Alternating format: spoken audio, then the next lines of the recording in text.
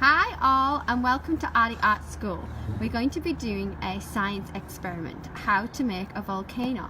I've got my little volunteer here. Do you want to say hi? He's a little bit shy. Are you going to help me?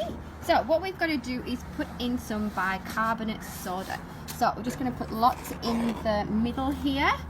Okay, piling it up. That's good work. Well done. Then we're going to be... Just a little bit. Yeah, then we're going to have a little bit of that next. Next is lots of bicarbonate soda. Okay, then we're going to be doing a little bit of food colouring. So you can use food colouring. I'm using washable watercolour. Some washable watercolour in there. Woo, lots in there.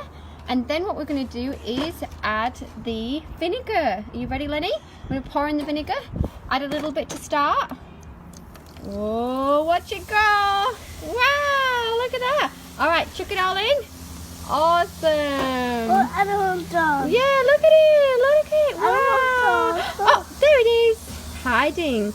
And that's how you make a volcano. Very easy. So, bicarbonate soda, food colouring, and vinegar. Bye.